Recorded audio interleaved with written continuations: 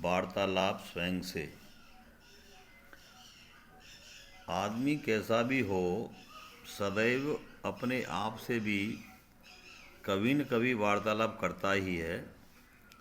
तभी उसे अपने भीतर कैसे परमात्मा से कुछ सुनकर या अपनी गलती का बोध होने पर पश्चाताप होता है।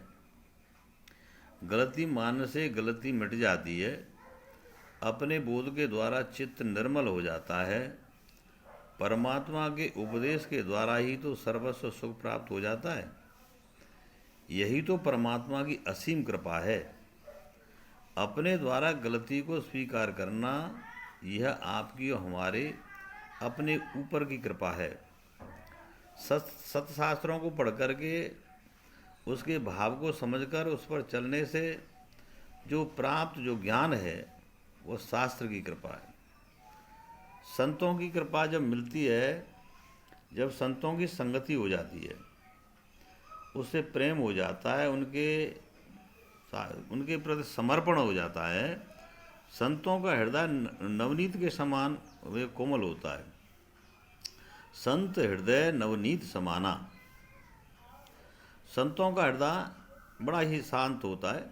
साधक का हृदय पत्थर के समान कठोर होता है। फिर भी संत अपने प्रभाव और गुणों तथा तप और तेज के द्वारा परमात्मा को निकट होने से वे दर्पण की तरह ईश्वर की कृपा को अपने प्रिय साधक को देने में कोई कोताही नहीं बरतते हैं। संत तो समदर्शी तथा समान ही कृपा करते हैं। दोष तो साधक में होता है कि वह खुद संतों में दोष दे करके दुखी रहता है। संतों से प्रीति स्वार्थ से नहीं हो सकती। संत तो प्रेम, शांति, करुणा, दया, धर्म, आनंद आदि सुख को, सत्य, नम्रता, योग, ज्ञान, भक्ति आदि को ही पसंद करते हैं। सत्य तो यह है कि भगवान के मंत्र, वेद, शास्त्र, श्रुति तथा पुराण या ईश्वर चर्चा, सत्संग और ये भंडारे तथा ईश्वर का जो उत्सव है उन्हें बहुत ज़्यादा अत्यंत प्रिय होता है। जो भगवान के नाम को सुनने पर ही परमात्मा द्रवित हो जाते हैं। जब जय सिया राम कहने पर ही प्रसन्न हो जाते हैं। और पास में दंडवत प्रणाम करने से तो उनके चेहरे पर ओज बरसने लग जाता है। संत संवाद तो करते हैं किंतु विवाद नहीं करते।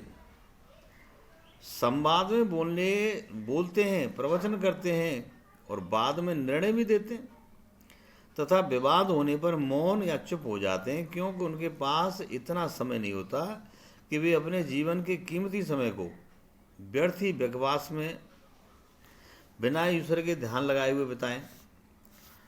उनको हरि भजन मंजूर होता है। अपने प्रेमी से तो वे सारा भेद खोल देते हैं। उनसे कोई छिपाव नहीं करते। उनके हृदय के दरवाजे हमेशा प्रेमी भक्तों के लिए खुले हुए रहते हैं। प्रेमी भी तो इच्छा रहित होता है, क्योंकि इच्छा ही दुख का कारण होती है। अतः इच्छा का परित्याग कर देना उचित है। जैसे कि जहाँ संत तहाँ हर नाम वासा, और रहे न तिमिर घोर प्रकाशा।